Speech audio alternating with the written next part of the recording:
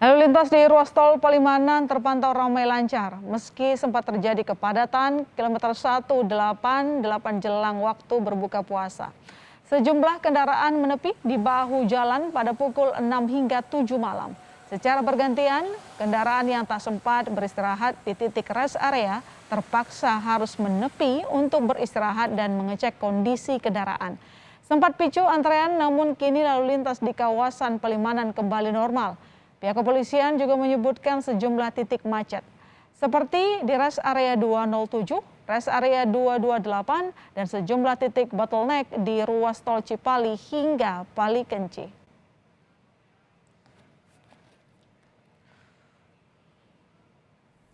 Arus kendaraan pemudik di gerbang tol Kalikangkung, Semarang, Jawa Tengah terpantau ramai lancar pada Jumat malam. Kendaraan pemudik yang melalui gerbang tol Kalikangkung tampak dapat melaju dengan lancar pada Jumat malam. Di tol Kalikangkung ini, polisi memperlakukan one way yang tadinya hingga pukul 24 akan diperpanjang hingga pukul 8 Sabtu pagi.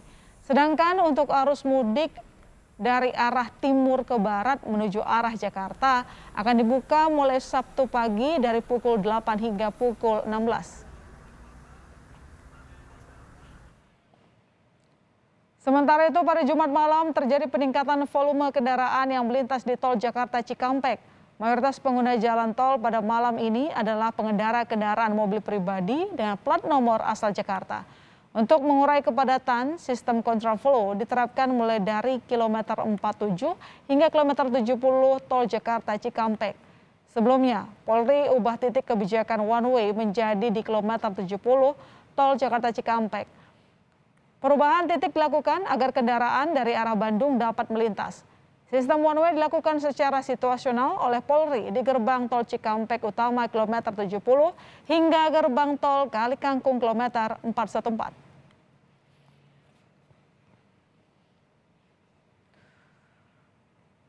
Kita akan pantau situasi arus lalu lintas terkini di ruas Jalan kilometer 47 tol Jakarta Cikampek. Telah tersambung bersama kami jurnalis Kompas TV, Francisco Donasiano. Sisko, bagaimana pantauan arus lalu lintas terkini di sana, sampai kilometer 47? Baik, selamat malam Mas Sister dan juga saudara. Dari pantauan kami untuk arus lalu lintas yang berada di kilometer 47 ini cukup fluktuatif sebenarnya. Kenapa bisa kami katakan demikian?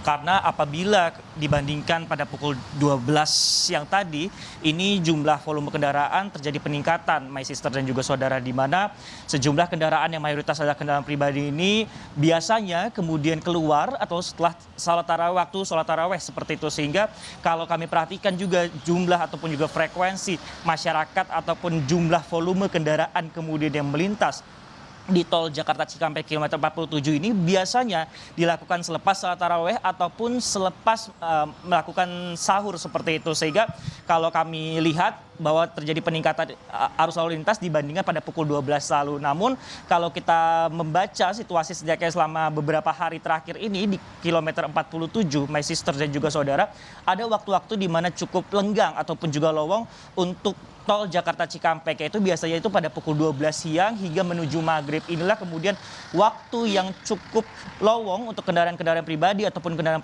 wisata yang lewat di tol Jakarta Cikampek kilometer 47 ini. Namun apabila kemudian nantinya ditemukan ada eskalasi ataupun juga kepadatan arus lalu lintas yang terjadi di kilometer 47 ini, dari pihak kepolisian akan melakukan sejumlah rekayasa lalu lintas. Salah satu yang telah dilakukan tadi setidaknya pada pukul setengah 8 malam, My Sister dan juga saudara, ada sistem kontraflow, di mana dari kilometer 47 kendaraan-kendaraan yang dari arah Jakarta ini akan dialirkan masuk ke jalan tol yang dari arah Cikampek menuju ke arah Jakarta. Namun memang yang harus menjadi perhatian bagi masyarakat adalah kendaraan-kendaraan yang telah menggunakan layanan ataupun juga fasilitas dari akses jalan tol atas Jakarta Cikampek, yaitu Muhammad bin Zayed, ini tidak bisa masuk ke jalan yang diberlakukan sistem kontraflow tersebut, my sister dan juga saudara.